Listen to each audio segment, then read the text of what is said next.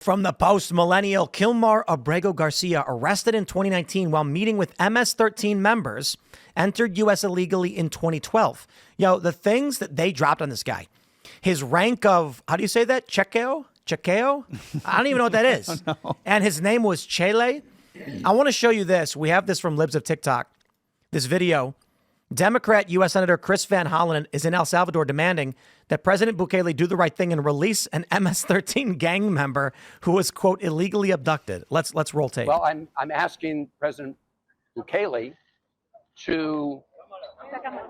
Okay. I'm asking President Bukele, under his authority as president of El Salvador, to do the right thing and allow Mr. Abrego Garcia to walk out of a prison, a man who's charged with no crime, convicted of no crime, and who was illegally abducted from the United States. Illegally abducted. All right, well, let's roll, ladies and gentlemen. Aside from that headline, we got this one. Kilmar Abrego Garcia allegedly physically abused his wife years before his deportation. So this is just so stupid.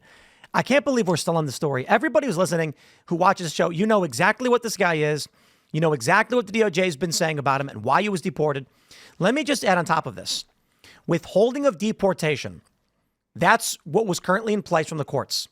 It is conditional and temporary. It can be voided if the circumstances in the home country of an individual have changed, thus the threat no longer exists. Fact. Since Abrego Garcia came to the United States, Nayib Bukele has cleaned up El Salvador to the point where it is one of the safest countries in the Western Hemisphere, if not the safest, he says it is. Clearly, there is no longer a threat to this man, and he can go home. So it sounds like the only error was that they needed what's called a USCIS interview to determine whether or not he could return home, but they did not do that. Oh, now the Trump administration has argued is that because of the Alien Enemies Act, withholding of deportation does not apply to terrorists under the AEA. And two different judges determined this guy was a member of the MS-13 gang. Now, here's what they got. The documents have been released. And it's not just, they say, a criminal informant. They actually mention that Abrego Garcia was found with other, look at this, a member of the Prince George's County gang unit MS-13 intelligence and squad have encountered, how do you say that, Christian Hernandez Romero on multiple occasions. He has an extensive criminal history for multiple assaults, dangerous weapons, etc. And he was hanging out with these guys. So the simple version of the story is when the cops picked him up, they saw him with guys they knew to be MS-13. He was wearing MS-13 gang clothes. Another informant identified him as a member of MS-13 and his rank and name used by the gang. And this is the reason why two different judges said, yep, looks pretty likely this guy's a member of the gang.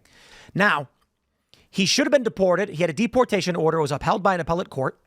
They didn't deport him. The dude was skipping his hearings. He didn't file for asylum. And for this, he gets deported. Not only that, there was an order of protection that his wife filed. And now she's claiming he's the best husband ever. Jesse Waters on Fox News is saying he was closed fist beating his wife. I don't know how true that is or what happened in this hearing. But let me just say, Democrats walked into this one like Sideshow Bob stepping on a rake.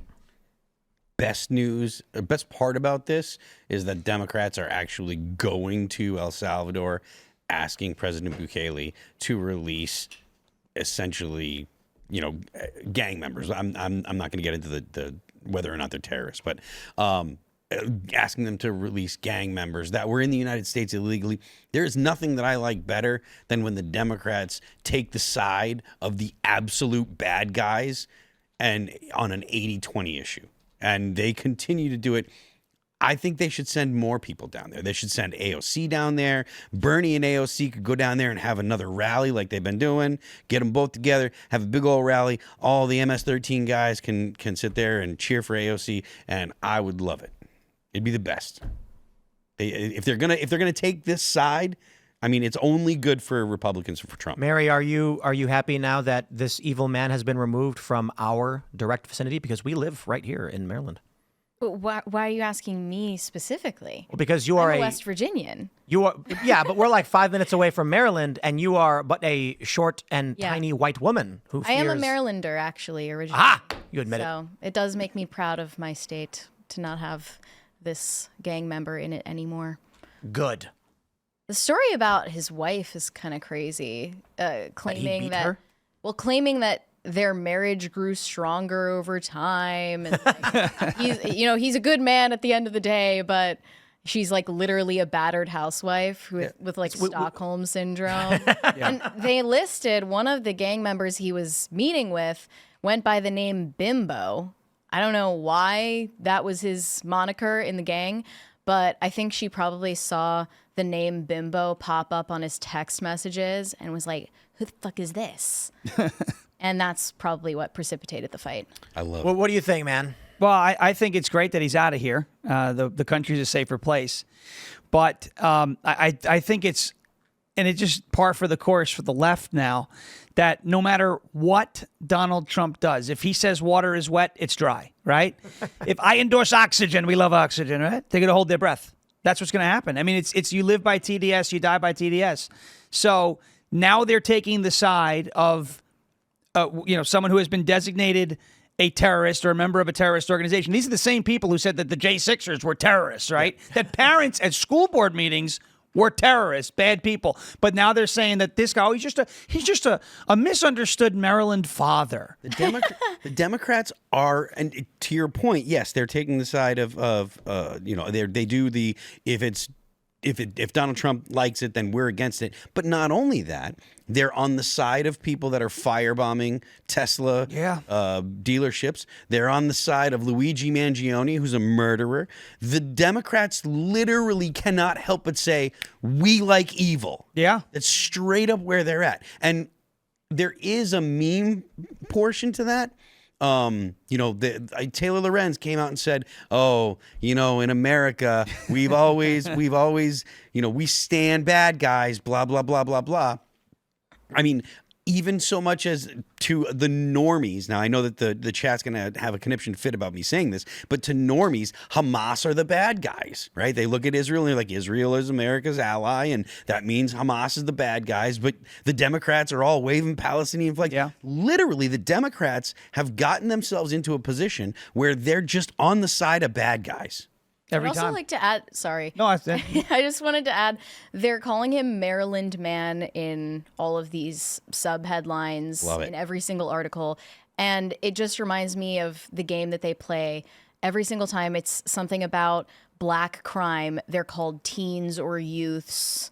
And similarly, they're going to continue referring to him as Maryland Man because, I don't know, he was here. Yep, because they're betting on regular people passively watching the news, and they've said a Maryland man who was legally here.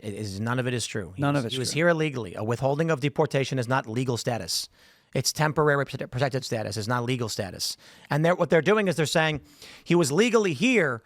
We don't mean he was granted legal status. We're meaning that he was here with a temporary stay, meaning it was legal that he was here. It's like, okay, it's conditional. What claim would he have to asylum anyway? He didn't. He got denied. Okay. And he said in that police report that originally, that 2019 I-213 form, that he did not fear going back to El Salvador. So, he when you claim asylum, you're being persecuted. You're running What from... was his original claim to asylum then? I don't think did he ever claim it? Yeah, he did. He was denied. He was Yeah, I denied. think What it were was the that grounds for it? if he goes home, he said MS-13 tried to force him to join the gang. Oh, right. And if he had to flee the country, if he goes back, they'll kill him. But meanwhile, he's hanging out with people known to be in that gang by the gang unit. So they're like, okay, he's wearing the same clothes as them. He's clearly in the gang. So, I mean, if it walks like a duck is the phrase, right? Yeah. And he's quacking and walking, and he looks like a duck, and Water's just big, rolling beautiful off his duck. back. right? We love ducks. Democrats really love evil stuff. They have taken the side of the bad guys, and I'm here for Every it. single to hide time. They used to hide it a little better, right? Like they used to. I feel like it was that they never just. This is a full on embrace now, right?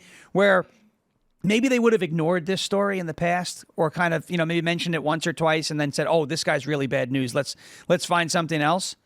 They are advocating for him to come back. Well, no, you just don't understand because he was involved in gang activity due to his childhood trauma. Of course. He never he never went to Freudian psychotherapy to resolve in himself. So he deserves to be here so he can continue that process of growth. This is a common thing that you see with the left, and I get so. Anyways, it's a common thing you see. They don't believe that people have agency, right? So the people that are criminals, they're criminals because of the situation they're in, because of the way they grew up, etc. It's not that the criminals decided to do criminal things. It's that Wait a minute. What? I kind of disagree with your point of view here. Go ahead, please. The question of whether or not these violent criminals have agency is kind of irrelevant because they should just be thrown in jail anyway. Fair enough. Doesn't matter. Fair enough. I mean, honestly, personally, I don't think that they have a lot of agency. I think some of them just have a propensity to violence, and they're just psychopaths. They're just born that way. So you think that? Well, okay. So it's not. They're not a product of their environment. They're just born. Maybe it's some of both. Bad people. I mean, I tend to agree with you, but the leftists, I don't think that. Whereas I tend to agree with you, and I think that there's a lot of people have certain proclivities, right? Like if you're conservative, you're probably you've got a significant portion of your conservative leaning is because of like longer time preferences or higher disgust factor is another things one. like that. It You know, is. like the big five that Jordan Peterson talks about. The IQ above 100. Fair enough. You can hold a job. Right. You know, Right. General emotional stability. These Being things. hot. but I think that what I'm talking about is more the way that the left kind of makes excuses for people that act. They say, well, it's not their fault. It's the Yeah. conditions that they're in, and they do it. You know, you hear people that, again, the Israel-Palestine thing. People always say, well, you know, what would you do if you were in Palestine? I wouldn't go into Israel and kidnap people. You know, it's like you may have a problem with the fight, but I wouldn't be getting. You know, when the actual terrorists went into Israel, I wouldn't have been jumping on mopeds to be like, yo, let's go grab some Jews and bring them back. You're right. You know, I wouldn't have done that. That is what I would not have. They done. want to believe that crime happens to criminals. Exactly. Yeah, and, well- and the same thing like when it comes to the Ukraine Russia, right? Like there are a lot of people that are out there, they're making excuses for Russia invading Ukraine. And it's like, well, you know, look, I mean, I understand that the U.S. foreign policy, you know, led up. Let's not derail that far. Well, I'm just saying that that's something that you hear a lot. People Yeah. taking agency away from the actors. Like Putin's the guy that said we're going to go in. In well, regard to Sean was going to say something. Well, just basically to add on to that is that the left will go and find something horrible and try and justify it or say, well, you know, they have a point. Mangione is a great example where they say, well, the healthcare industry is so evil, and it may be. I'm not going to deny that there's bad practices in the health insurance industry. But the solution to that is not to kill CEOs on the 100%. street. Absolutely. You know, and that's the thing. So there's common ground there if we want to find it, right? Where we can say, all right, healthcare, health insurance, there's a lot that we may want to fix. There's a lot of things you may feel slighted by whoever, you know, is your insurance provider. But the solution isn't to murder the CEO. First of all, it wasn't the CEO who did. Brian Thompson, I think was his name. He didn't deny that person's care. He's just the CEO of the company. You know, if he was new. If my T-Mobile went down, right, I wouldn't say, well, the CEO must die, you know, because I have no service in the hills. You know, that's just not the way a rational person thinks. Thanks for checking out this clip from Timcast IRL. Make sure to watch the show live Monday through Friday at 8 p.m. Subscribe to this channel, and we will see you all there.